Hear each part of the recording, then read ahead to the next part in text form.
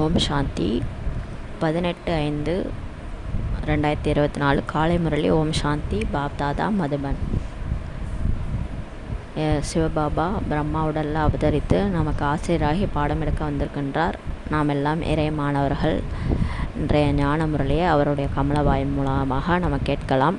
இன்றைக்கி பாபா என்ன சொல்கிறாருன்னா, இனிமையான குழந்தைகளே, நினைவு யாத்திரையில் இருந்தீர்கள் என்றால் உங்களுடைய பாவம் துண்டித்து போய்விடும் சொல்கிறாங்க பாபா. ஏனென்றால் நினைவு தான் வாளினுடைய கூர்மை சொல்கிறாரு. அவரை நினச்சாதான் நம்மளால் அந்த ஞான வாள்ன்றது கூர்மையாகும். நம்ம சொல்கிற ஞானம் எல்லாருக்கும் புரியும் சொல்கிறாரு.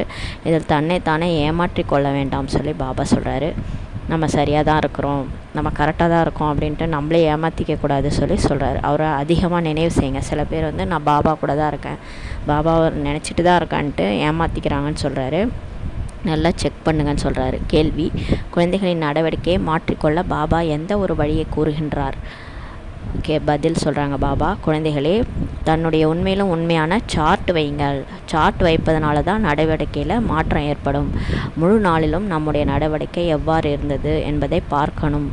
யாருக்கும் துக்கம் தரவில்லை தானே, தவறான விஷயங்களை செய்யவில்லை தானே, ஆத்மா என புரிந்து பாபாவை எவ்வளவு நேரம் நினைவு செய்தேன், எத்தனை பேரை தனக்கு சமமாக ஆக்கினேன். இவ்வாறு யார் கணக்கு வைக்கிறார்களோ அவர்களுடைய நடத்தையில் மாற்றம் ஏற்பட்டு விடுகிறது சொல்லி சொல்கிறார். யார் செய்வார்களோ அவர்களே பலனை பெறுவார்கள், செய்யவில்லையெனில் பச்சாதாபப்படுவார்கள் சொல்லி பாபா சொல்கிறாங்க. சார்ட் வைக்கணும், அப்போ தான் நடவடிக்கையில் மாற்றம் ஏற்படும் சொல்லி பாபா சொல்கிறாரு. ஓம் சாந்தி. ஆன்மீக குழந்தைகளுக்கு ஆன்மீக தந்தை புரிய வைக்கிறார். ஏனென்றால் இங்கே எதிரில் இருக்கிறீங்க அனைத்து குழந்தைகளும் தன்னுடைய சுய தர்மத்தில் இருக்கிறாங்கன்னு சொல்லி சொல்கிறாரு. சாந்தியாக இருக்கிறாங்க. மேலும் பாபாவை நினைவு செய்கிறார்கள் என்று சொல்ல முடியாது சொல்லி பாபா சொல்கிறார். ஏன்னா எங்காவது புத்தி அவசியம் செல்லதான் செய்கிறது. இதனை ஒவ்வொருவரும் தாங்களே புரிந்து கொள்ள முடியும் சொல்லி பாபா சொல்கிறாரு. முக்கியமான விஷயமே சதோ பிரதானம் ஆகிறது தான். அது கூட நினைவு யாத்திரை இல்லாமல் ஆக முடியாது சொல்லி பாபா சொல்கிறாரு. பாபா காலையில் யோகத்தில் அமர்ந்து குழந்தைகளெல்லாம் ஈர்க்கிறாராம், கவர்ச்சிக்கின்றாராம். வரிசை கிரமமாக தான் ஈர்க்கப்படுகின்றார்கள் சொல்லி சொல்கிறாரு. ஏன்னா நம்ம ஏஞ்சி உட்காந்து நம்ம பாபா நினைவு பண்ணும்போது தான் அவர் நம்மளை ஈர்க்கப்படுவார். நம்ம புத்தி யோகம் வேறு எங்கே இருந்தால் அவர் எப்படி நம்மளை கவர்ச்சிக்க முடியும்? அவர் கொடுக்குறார் சக்தி, ஆனால் நம்ம வாங்கிக்கணும் இல்லையா? அதை பாபா சொல்கிறார். வரிசை கிரமமாக தான் ஈர்க்கப்படுகிறார்கள். நினைவில் சாந்தியாக இருக்கிறார்கள், உலகத்தை மறந்து போகிறார்கள் சொல்லி சொல்கிறாரு. ஆனால் முழு நாளிலும் என்ன செய்கிறார்கள் என்பது தான் இங்கே கேள்வியை சொல்லிட்டார். காலையில் நல்லா தான் யோகா பண்ணுறீங்க, ஆனால் முழு நாளும் என்ன பண்ணுறீங்கன்றது தான் இங்கே கேள்வின்னு சொல்கிறாரு. அதிகாலையில் 1 மணி நேரம் 1/2 மணி நேரம் நினைவு யாத்திரை, இதில் ஆத்மா தூய்மையாகுது, ஆயுள் கூட அதிகரிக்கின்றது சொல்கிறாரு. இருப்பினும் முழு நாளிலும் எவ்வளவு நினைவு செய்கிறார்கள் சொல்லி பாபா கேட்குறாரு. எவ்வளவு சுயதர்ஷன சக்கரதாரி ஆகின்றார்கள்? பாபா எல்லாத்தையும் தெரிஞ்சிருக்கிறாருலாம் கிடையாது. தன்னுடைய உள்ளத்தை கேட்கணும். நான் முழு நாளும் என்ன செய்தேன்? இப்போது நீங்கள் குழந்தைகள் சார்ட் எழுதுகிறீர்கள். சிலர் சரியாக எழுதுகிறார்கள், சிலர் தவறாக எழுதுகிறார்கள். நாம் தான் சிவபாபாவுடன் தானே இருக்கின்றோம் என்று கூட புரிந்து கொள்கிறார்கள். சிவபாபாவை தான் நினைவு செய்து கொண்டிருந்தேன், ஆனால் உண்மையாக நினைவில் இருந்தேனா அப்படின்றத செக் பண்ணுங்கன்னு சொல்கிறாரு. முற்றிலும் அமைதியில் இருப்பதினால் பிறகு இந்த உலகம் கூட மறந்து விடுகின்றது. நான் சிவபாபாவின் நினைவில் தான் இருக்கிறேன் என்று தன்னைத்தான் ஏமாற்றிக்கொள்ள வேண்டாம் சொல்லி பாபா சொல்கிறார். நிறைய பேர் நான் பாபா நினைவில் தானே இருக்கிறேன், பாபா என் கூட தான் இருக்கிறாரு அப்படின்ட்டு சரியாக நினைக்கிறதில்ல சொல்கிறாரு. சில டைம் நமக்கே தெரியாது, நம்ம தேக உணர்வில் பேசிகிட்டு இருப்போம், அதுவே நமக்கு தெரியாது நம்ம ஆத்ம உணர்வில் இருக்கிறோமா, பாபா நினைக்கிறோமான்ட்டு செக் பண்ணிகிட்டே இருக்க சொல்கிறார். 1 மணி நேரத்துக்கு ஒரு தடவை செக் பண்ணுங்கன்ட்டு. தேகத்தின் அனைத்து தர்மத்தையும் மறந்து விட வேண்டும் சொல்லி பாபா சொல்கிறாரு. நம்மை சிவபாபா கவர்ச்சி செய்து முழு உலகத்தையுமே மறக்க வைக்கிறார். தன்னை தான் ஆத்மா என புரிந்து பாபாவை நினைவு செய்ய வேண்டும் சொல்லி சொல்கிறாரு. பாபா கவர்ச்சி செய்கின்றார். அனைத்து ஆத்மாக்களும் தந்தையை நினைவு செய்ய வேண்டும். மேலும் வேறு எந்த நினைவுமே வரக்கூடாது சொல்லி பாபா சொல்கிறார். ஆனால் உண்மையாகவே நினைவு வருகின்றதா அல்லது இல்லையா, அதனை தான் கணக்கெடுக்க வேண்டும் சொல்லி சொல்கிறார். எங்கேயாவது நம்ம மிஸ் பண்ணிடுறோம் இல்லையா, நமக்கு உண்மையாகவே நம்ம பாபா நினைக்கிறோமா இல்லையான்ட்டு செக் பண்ணுங்கிறாரு. எவ்வளவு நாம் தந்தையை நினைவு செய்கின்றோம்? எடுத்துக்காட்டாக அந்த நாயகன் நாயகி இருப்பது போல் சொல்கிறாரு. அந்த உலகாய நாயகன் நாயகி நினைவு செஞ்சுட்டு இருக்காங்க இல்லையா, ஆனால் இந்த நாயகன் நாயகி ஆன்மீகமானதாகும், இந்த விஷயமோ தனிப்பட்டதாகும் சொல்கிறார் பாபா. அது உலகிய விஷயம் சொல்கிறாரு பாபா, இது ஆன்மீகமான விஷயம் சொல்கிறாரு. நான் எவ்வளவு சமயம் தெய்வீக குணத்தில் இருக்கின்றேன் என்று கூட பார்க்க வேண்டும் சொல்கிறார். அதாவது நான் தெய்வீக குணம், அன்பாக அமைதியாக இருக்கிறேன்னா, எல்லாருக்கூடையும் அன்பாக பாசமாக பேசுகிறேன்னா, அந்த தெய்வீக குணம் வெளிப்படுதான்றதை பாருங்கள். எவ்வளவு சமயம் பாபாவின் சேவையில் இருக்கின்றேன் அதுவும் செக் பண்ணுங்கள். நான் பாபா சேவையில் இருக்கேன்னா இல்லை சாதாரணமாக பழையபடியே இருக்கிறேன்னா. பிறகு மற்றவர்களுக்கும் கூட நினைவுபடுத்த வேண்டும் சொல்லி பாபா சொல்கிறார். எல்லாருக்கும் நினைவும் படுத்தணும்னு சொல்கிறாரு. ஆத்மாவில் என்ன துரி படிந்துள்ளதோ அதனை நினைவு இல்லாமல் நீக்கவே முடியாது சொல்லி பாபா சொல்கிறாரு. பாபா நினைக்காம பாவம் அழியாது சொல்கிறாரு. பக்தியில் அநேகம் பேரை நினைவு செய்கிறீர்கள், இங்கு ஒருவரை மட்டுமே நினைவு செய்ய வேண்டும் சொல்கிறார் பாபா. நாம் ஆத்மா சிறிய புள்ளியாக இருக்கிறோம். ஆகவே பாபா கூட சிறிய புள்ளியாக மிக மிக சூட்சமாக இருக்கிறார். மற்றபடி ஞானம்தான் உன்னதமானதாகும் சொல்கிறாரு.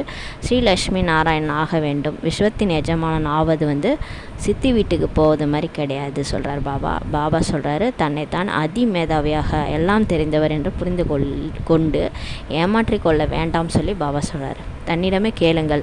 முழு நாளும் நான் தன்னை ஆத்மான்ட்டு புரிஞ்சு பாபாவை எவ்வளோ நேரம் நினைவு செஞ்சேன், துரு நீங்குவது போன்று நான் நினைவு செஞ்சேனா, என் பாவம் அழிஞ்சிருச்சா, எத்தனை பேரை தனக்கு சமமாக ஆக்கினேன். இந்த கணக்கை ஒவ்வொருவரும் தனக்காக வைக்கணும்னு சொல்கிறாரு. யார் செய்கிறாங்களோ அவங்க தான் பலன் அடைவாங்க, செய்யலைன்னா பச்சாதாபப்படுவீர்கள் சொல்கிறாரு.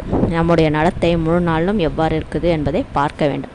யாருக்கும் துக்கம் தரவில்லை தானே, அல்லது தவறான விஷயங்களை செய்யவில்லை தானே சொல்லி பாபா செக் பண்ண சொல்கிறார். சார்ட் வைப்பதனால் உங்களுடைய நடவடிக்கை மாறிடும். பாபா வழி சொல்கிறாரு. எதிரில் நின்று விடுகிறார்கள். 2 பெண்களாக இருப்பினும் கூட காட்சி கிடைக்க முடியும் சொல்லி சொல்கிறார். 2 ஆண்களாக இருப்பினும் கூட காட்சி கிடைக்க முடியும். சில உறவினர்கள் அல்லது நண்பன் சகோதரனை விட மிகவும் வேகமாக இருக்கிறார்கள். சில ஃப்ரெண்ட்ஸ் இருப்பாங்க, நண்பர்கள் ரொம்ப அவங்க சகோதரரை விட நண்பர்களோட பாசமாக இருப்பாங்க. நண்பர்களிடையே அவ்வளவு அன்பு இருந்து விடுகிறது. அந்த அளவு சகோதரனிடம் கூட இருப்பதில்லை சொல்கிறார். ஒருவர் மற்றவரை மிகவும் அன்பினால் உயர்த்தி விடுகிறார்கள். நல்லா அன்பாக பழகி அவங்கள்ட்ட ஞானத்தை சொல்லி மாற்றிடுறாங்கன்றாரு. பாபா அனுபவியாக இருக்கிறார் அல்லவா. பாபா நிறையா அந்த காலத்துலேருந்து பார்த்துருக்கிறார். ஆகவே அதிகாலையில் பாபா அதிகமாக கவர்ச்சிக்கின்றார். சிவபாபா காலையில் காந்தம் மாதிரி இழுக்கிறார் எல்லாரையும். எப்போதும் தூய்மையானவராக இருக்கிறார். ஆகவே தான் அவர் இருக்கின்றார். தந்தை எல்லையற்றவர் அல்லவா. இவர் மிகவும் அன்பான குழந்தை என்று புரிந்து கொள்கிறார். யாரெல்லாம் அவர் நல்லா நினைக்கிறாங்களோ அன்பான குழந்தைன்னு புரிஞ்சுக்கிறார். மிகவும் பலமாக இருக்கின்றார். ஆனால் இந்த நினைவு பயணம் மிகவும் அவசியமானதாகும் சொல்லி சொல்கிறாரு. எங்கு சென்றாலும் நம்ம பயணம் செய்து கொண்டிருந்தாலும் கூட, எழுந்தாலும் அமர்ந்தாலும் சாப்பிட்டாலும் நினைவு செய்ய முடியும்னு சொல்கிறார். ஏன்னா புத்தியால் தான் பாபாவை நினைக்க போகிறோம். கைகள் காரியங்கள் செய்துட்டு இருந்தாலும் நம்ம பாபா நினைவு செய்யலாம்.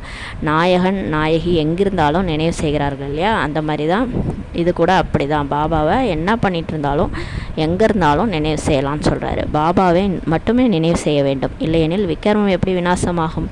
வேறு எந்த ஒரு உபாயமும் இல்லை சொல்லி பாபா சொல்கிறார். இது மிகவும் ஆழமானதாகும்.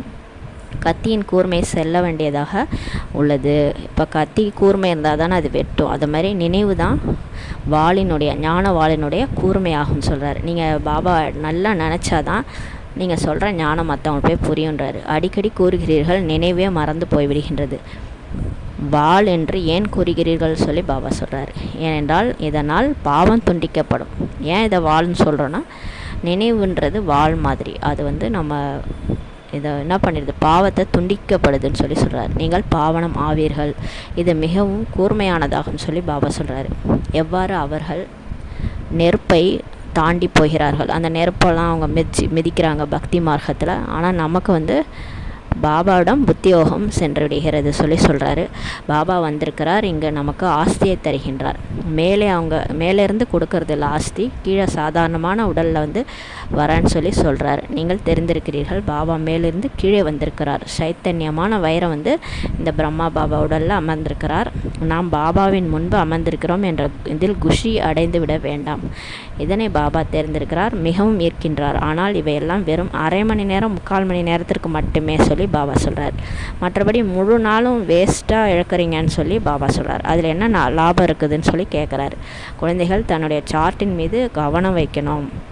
நாம் சொற்பொழிவு செய்ய முடியும், சார்ட் எழுதுவதற்கு எனக்கு என்ன அவசியம் உள்ளது என்றெல்லாம் இல்லை. நான் தான் சொற்பொழிவு செய்கிறேனே, சார்ட் எழுதுறதுக்கு எனக்கு என்ன அவசியம்லாம் நினைக்கக்கூடாது. இந்த தவறையே செய்ய வேண்டாம். மகாரதிகள் கூட சார்ட் வைக்கணும். மகாரதிகள் நிறைய பேரே இல்லை, விரல் விட்டு எண்ணும் அளவுக்கு தான் இருக்கிறாங்க. நிறைய பேர் ரூபத்தில் அதிக நேரம் வீணாகிடுது சொல்கிறாரு.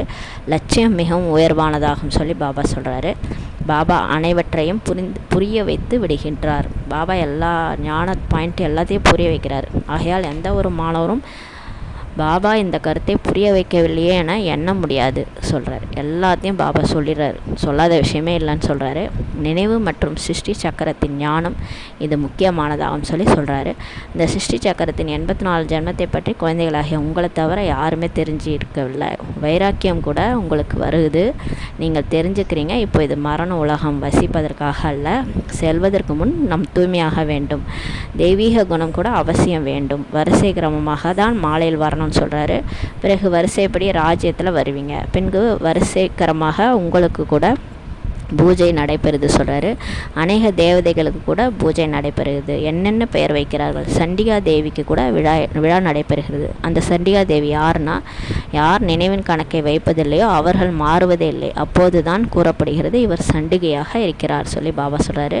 கேட்பதும் இல்லை, ஏற்றுக்கொள்வதும் இல்லை. இவை எல்லையற்ற விஷயமாக இருக்கிறது சொல்லி சொல்கிறாரு. முயற்சி செய்யலை என்றால் பாபா கூறுவார், இவர் பாபாவை கூட ஏற்றுக்கொள்பவரே அல்ல, பதவி குறைவாக ஆகிவிடும் சொல்லி பாபா சொல்கிறார். ஆகவே பாபா சொல்கிறாரு, தன் மீது மிகுந்த கவனம் வைக்க வேண்டும். பாபா அதிகாலையில் வந்து எவ்வளோ முயற்சி செய்ய வைக்கிறார். நினைவு யாத்திரைக்காக இது மிகவும் உயர்வான லட்சியமாக இருக்குதுன்னு சொல்லி சொல்கிறாரு. ஞானத்தை மிகவும் எளிதான பாடம் தான் சொல்லலாம். 84 ஜென்மத்தின் சக்கரத்தை நினைவு செய்கிறது பெரிய விஷயம் கிடையாது. மற்றபடி உன்னதமான பொருளாக இருக்கிறது நினைவு யாத்திரை தான் சொல்லி சொல்கிறார். ஞானம் ஈஸி தான், பாபாவை நினைக்கிறது தான் கஷ்டம்னு சொல்கிறாரு. இதில் தான் நிறைய பேர் தோல்வி அடைஞ்சிட்றாங்கன்னு சொல்லி சொல்கிறாரு. உங்களுடைய யுத்தம் கூட இதில் தான் இருக்குது சொல்கிறாரு. நீங்கள் நினைவு செய்கிறீங்க, ஆனால் மாயா பின்னுக்கு இழுத்துடுது. ஞானத்தில் வந்து யுத்தத்திற்கான விஷயம் எதுவும் இல்லை, அது வருமானத்திற்கான வழியாக இருக்குது. இதில் தூய்மையாக வேண்டும். ஆகையால் பாபாவை கூப்பிட்றாங்க, பத்தித பாவன்றை வாருங்கள்ட்டு, எங்களுக்கு கல்வி கற்றுத்தாருங்கள்ட்டு என்று கூறுவதில்லை.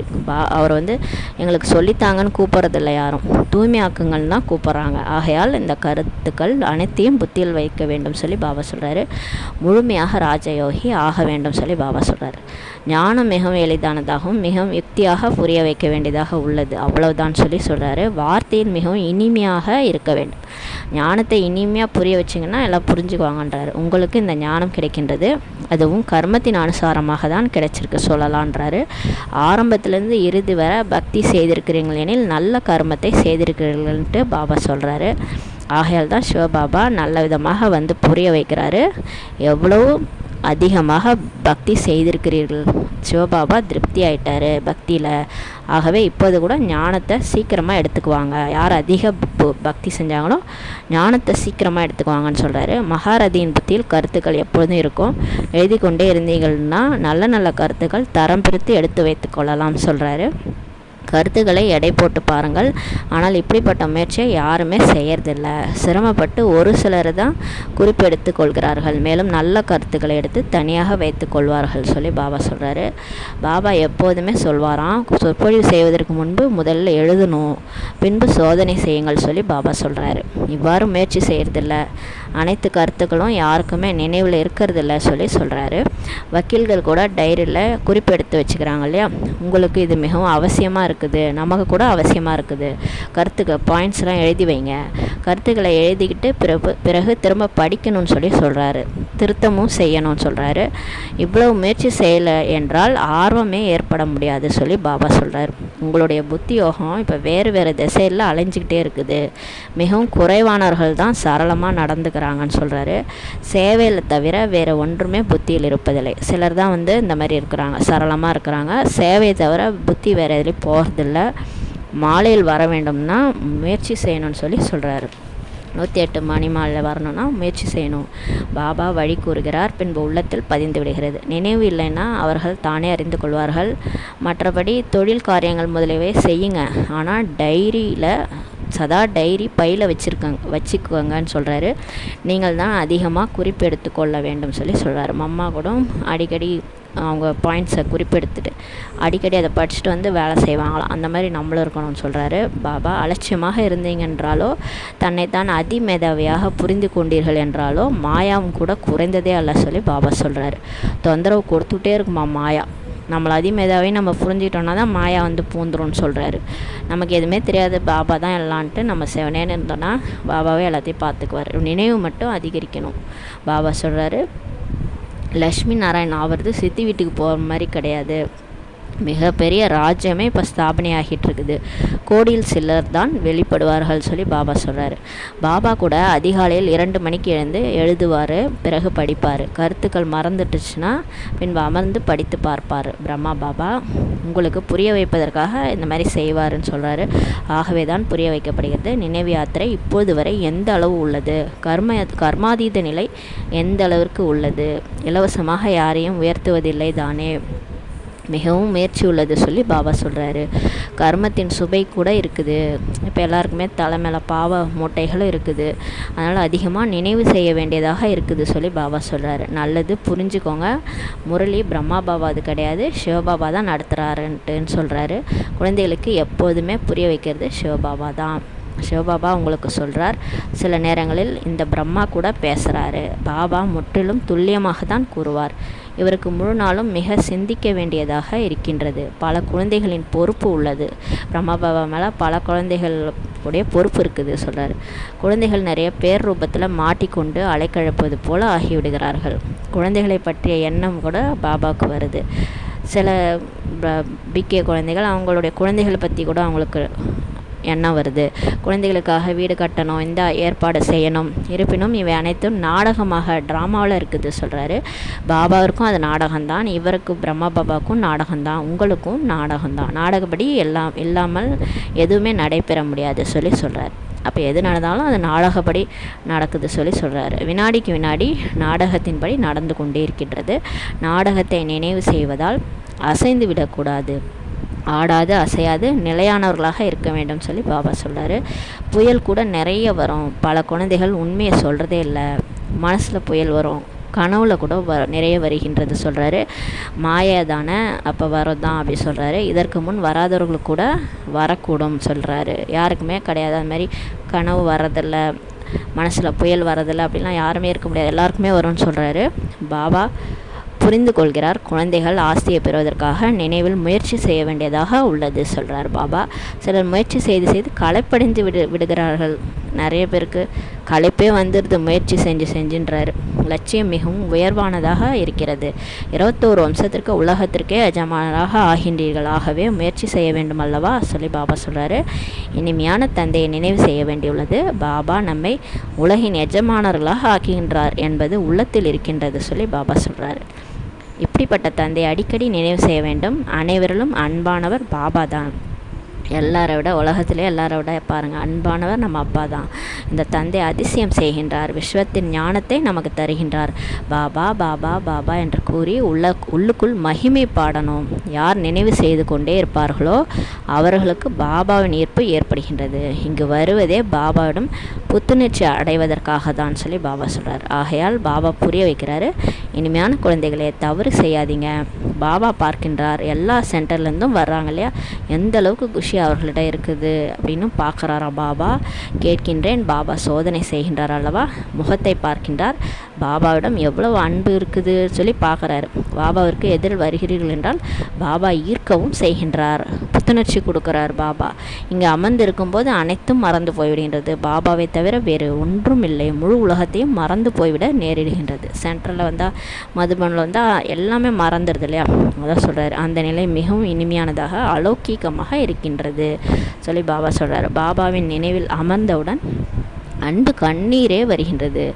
பக்தி மார்க்கத்தில் கூட இந்த மாதிரி கண்ணீர் வரும் இல்லையா. நம்ம கோயிலில் போயிட்டு லக்ஷ்மி நாராயணன் இந்த மாதிரி ஏதாவது சிவன் கோயிலுக்கு போனால் கூட கண்ணீர் வரும் கண்ணில். ஆனால் அது தனிப்பட்டது, ஞான மார்க்கம் தனிப்பட்டது. இதுதான் குழந்தைகள் உண்மையான பாபாவிடம் உண்மையான அன்பு வைப்பது சொல்லி பாபா சொல்கிறாரு. இங்கிருக்கும் விஷயம் முற்றிலும் தனிப்பட்டதாகும். இங்கு நீங்கள் சிவபாபாவிடம் வருகின்றீர்கள். அவசியம் ரதத்தில் சவாரி செய்யப்படும் அல்லவா? சரீரம் இல்லாமல் ஆத்மாக்கள் அங்குதான் சந்தித்து கொள்ள முடியும். சாந்தி தாமத்தில் தான் சரீரம் இல்லாமல் பாபாவும் நம்மளும் சந்திக்க முடியும். இங்கோ அனைவரும் அசரீரியாக உள்ளனர். சரீரம் இல்லாமல் அசரீரியாக இருக்கிறாங்க. இவர் பாப்தாதா என்பதை தெரிந்திருக்கிறீர்கள். ஆகவே தந்தையை நினைவு செய்ய வேண்டியது அவசியமாகும் சொல்கிறாரு. மிகவும் அன்புடன் மகிமை செய்ய வேண்டும். பாபா நமக்கு என்னவெல்லாம் தருகின்றார், பாபா நமக்கு எவ்வளோ கொடுத்துருக்கிறாரு, அதனால் அவரை அன்போடு நினைவு செய்யணும்னு சொல்கிறாரு. நீங்கள் குழந்தைகள் தெரிந்திருக்கிறீர்கள். பாபா வந்திருக்கிறார், நம்ம இந்த காட்டிலிருந்து அழைத்து சென்று விடுகின்றார். பாபா இந்த முள்காட்டிலேருந்து நம்மளை அழைத்து சென்று விடுகின்றார் சொல்கிறார் பாபா. மங்களம் பகவான் விஷ்ணுன்னு கூட பாடப்படுகின்றது அல்லவா? அனைவருக்கும் மங்களம் சேவிப்பவர் யார்? ஒரு சிவன் தான். அனைவருக்குமே நன்மை ஏற்படுகின்றது. பாபா ஒருவர் தான் எனில் அவரை நினைவு செய்ய வேண்டும். நாம் ஏன் பிறருக்கு நன்மை செய்ய முடிவதில்லை? அவசியம் ஏதோ குறை இருக்கிறது பாருங்கள். நம்மளால் ஏன் மற்றவங்களுக்கு ஞானம் சொல்லி புரிய வைக்க முடியல? ஏதோ நம்மக்கிட்ட குறை இருக்குது, நம்ம சொல்கிற விஷயம் தைக்க மாட்டுது. பாபா சொல்கிறாரு, குழந்தைகளே, நினைவில் கூர்மை இல்லை, எனவே வார்த்தையிலும் கூட கவர்ச்சி வர்றதில்லை. நீங்கள் நல்ல பாபா நினைவில் யோக நிலையில் ஞானத்தை மற்றவங்களுக்கு ஆத்மானு புரிஞ்சு சொல்லும் போது உடனே அவங்களுக்கும் புரிஞ்சிரும்னு சொல்லி பாபா சொல்கிறார். வார்த்தையில் கூட கவர்ச்சி ஏற்படும். இதுவும் கூட நாடகம் தான் சொல்கிறாரு. இப்போது நன்றாக கூர்மையை தாரணை செய்ய வேண்டும், அதாவது நினைவை தாரணை செய்யணும்னு சொல்லி பாபா சொல்கிறார். இன்றைக்கி முரளியே இதுதான் மெயின் பாயிண்ட்டே தான். பாபாவை நினைக்கணும், தன்னை அதிமேதாவின்னு நினச்சிக்கூடாது சொல்கிறாரு. நினைவின் யாத்திரை தான் மிகவும் கடினமானதாக இருக்குது. நாம் சகோதரனுக்கு ஞானத்தை தருகின்றோம், பாபாவின் அறிமுகத்தை தருகின்றோம், பாபாவிடம் ஆசையை பெற வேண்டும். பாபா தெரிந்து கொள்கின்றார், அடிக்கடி மறந்து போய்விடுகின்றனர். ஆனால் அடிக்கடி மாயா புத்தியை அலக்கழித்து பாபா மறக்க வைக்குது இல்லையா? பாபா அனைவரையும் குழந்தையாக புரிந்து கொள்கிறார். ஆகவே தான் குழந்தாய் என்று கூறுகிறார். இந்த தந்தை அனைவருடையவர். அதிசயமான நடிப்பு இவருடையதல்லவா? மிகவும் குறைவான குழந்தைகளே நினைக்கின்றார்கள் சொல்லி பாபா சொல்கிறாரு. குழந்தைகளுக்கு ஆசி தருவதற்காகவே வந்திருக்கின்றேன். பாபா அனைத்தையுமே கூறிவிடுகின்றார். குழந்தைகளிடம் நான் காரியம் செய்ய வைக்க வேண்டியதாக உள்ளதல்லவா? பாபா எல்லாமே நமக்கு புரிய வைக்கிறாரு. எல்லா குழந்தைகளையும் காரியம் செய்ய வைக்க வேண்டியதாக இருக்கிறது பாபாவுக்கு. இது மிகவும் அதிசயமான ஞானமாக இருக்கிறது சொல்லி பாபா சொல்கிறாரு. இந்த ஞானம் வைகுண்டதற்கே எஜமானர்களாக ஆக்கக்கூடியதாகும். ஆகவே இவ்வாறாகத்தான் இருக்க வேண்டும். நல்லது. ஒவ்வொருவரும் பாபாவை நினைவு செய்ய வேண்டும் சொல்லி பாபா சொல்கிறாரு. தெய்வீக குணத்தையும் நினைவு செய்ய வேண்டும். வாயினால் ஒருபொழுதும் தலைக்கீழான வார்த்தைகளை பேச வேண்டாம் சொல்லி பாபா சொல்கிறார். அன்புடன் காரியம் செய்து கொள்ள வேண்டும். அன்பாக எல்லாரோடையும் நடந்துக்கங்கன்னு சொல்லி பாபா சொல்கிறாரு. நல்லது. இனிமையான காணாமல் போய் கண்டெடுக்கப்பட்ட செல்லமான குழந்தைகளுக்கு தாயும் தந்தையுமாகிய பாப்தாதாவின் அன்பு நினைவுகள் மற்றும் காலை வணக்கம். ஆன்மீக குழந்தைகளுக்கு ஆன்மீக தாய் தந்தையின் நமஸ்தே. நாம் ஆன்மீக குழந்தைகள் ஆன்மீக தாய் தந்தைக்கு நமஸ்தே. தாரணைக்கான முக்கிய சாரம். ஃபர்ஸ்ட் பாயிண்ட்டு, அதிகாலையில் ஏகாந்தத்தில் அமர்ந்து அன்புடன் தந்தையை நினைவு செய்ய வேண்டும். முழு உலகத்தையுமே மறந்துவிட வேண்டும். இரண்டாவது பாயிண்ட்டு, தந்தைக்கு சமமாக அனைவருக்கும் நன்மை செய்பவராக ஆக வேண்டும். குறைகளை அகற்றிவிட வேண்டும். தன் மீது மிகுந்த கவனம் வைக்க வேண்டும். தன்னுடைய ரெஜிஸ்டரை தானே தான் பார்க்க வேண்டும் சொல்லி பாபா சொல்கிறாரு. வரதானம். அனைத்து பிராப்திகளின் பொக்கிஷங்களை நினைவு சுரூபமாகி காரியத்தில் ஈடுபடுத்தக்கூடிய சதா திருப்தியான ஆத்மா ஆகுவீர்களாகன்ற வரதானம் பாபா கொடுக்குறாரு. விளக்கம் சொல்கிறாரு. சங்கம யுகத்தினுடைய விசேஷ வரதானமே திருப்தி ஆகும். சங்கம யுகத்தில் நம்ம பிக் ஆகிட்டோன்னா அது விசேஷ வரதானமே திருப்தியாக இருக்கிறதான்னு சொல்கிறாரு. மேலும் திருப்திக்கான விதை சர்வ பிராப்திகள் ஆகும். யார் திருப்தியாக இருக்கிறாங்களோ அவங்களுக்கு சர்வ பிராப்திகளும் விதையாக இருக்கும்னு சொல்கிறாரு. அதிருப்திக்கான விதை ஸ்தூல மற்றும் சூட்சும அப்பிராப்திகள் ஆகும். ஏன் நம்ம அதிருப்தியாக இருக்கணும்னா நமக்கு அந்த ஸ்தூலமாக ஏதோ கிடைக்கல, சூட்சமாகவும் ஏதோ கிடைக்கல, அப்பிராப்தியாக இருக்கிறதுனால தான் நம்ம அதிருப்தியாக இருக்கிறோன்றாரு. பிராமணர்களின் பொக்கிஷத்தில் அப்பிராப்திக்கான பொருள்னு எதுவுமே இல்லை என்பது பிராமணர்களுக்கான புகழாகும் சொல்லி பாபா சொல்கிறார். பிராமணர் ஆகிட்டாலே பாபா கிடச்சிட்டாருன்னு எல்லாமே கிடச்சிச்சு. அப்போ நமக்கு அப்பிராப்தின்றது எதுவுமே இல்லை அப்படின்னு சொல்லி சொல்கிறார். அனைத்து குழந்தைகளுக்கும் ஒருவர் மூலம் ஒரே மாதிரியாக அளவிட முடியாத பொக்கிஷம் கிடைக்கின்றது சொல்லி சொல்கிறார். பாபா ஒருத்தவங்களுக்கு இவ்வளோ ஒருத்தவங்களுக்கு அவ்வளோலாம் கொடுக்கறதில்ல, எல்லாருக்கும் ஒரே மாதிரி அளவிட முடியாத பொக்கிஷம் கிடைக்கிறது சொல்லி சொல்கிறார். அந்த கிடைக்கப்பெற்ற பொக்கிஷங்களை ஒவ்வொரு சமயமும் காரியத்தில் மட்டும் பயன்படுத்துங்கள், அதாவது நினைவு சுரூபம் ஆகுங்கள் சொல்லி பாபா சொல்கிறாரு. எல்லையற்ற பிராப்திகளை எல்லைக்குட்பட்டதாக மாற்றம் செய்யவில்லை என்றால் சதா திருப்தியாக இருப்பீர்கள் சொல்லி பாபா சொல்கிறாரு. ஸ்லோகன் எங்கே நம்பிக்கை இருக்கின்றதோ அங்கே வெற்றிக்கான அதிர்ஷ்டத்தின் ரேகை நெற்றியில் கட்டாயம் இருக்கும் சொல்லி பாபா சொல்கிறார். நம்பிக்கை இருந்துச்சுன்னா, நிச்சய புத்தி இருந்துச்சுன்னா கண்டிப்பாக வெற்றிக்கான அதிர்ஷ்டத்துடைய ரேகை உங்கள் நெற்றியில் கட்டாயம் இருக்கும் சொல்லி பாபா சொல்கிறாங்க. ஓம் சாந்தி. நன்றி பாபா, நன்றி ராமா, நன்றி பரிவாரம். ஓம் சாந்தி.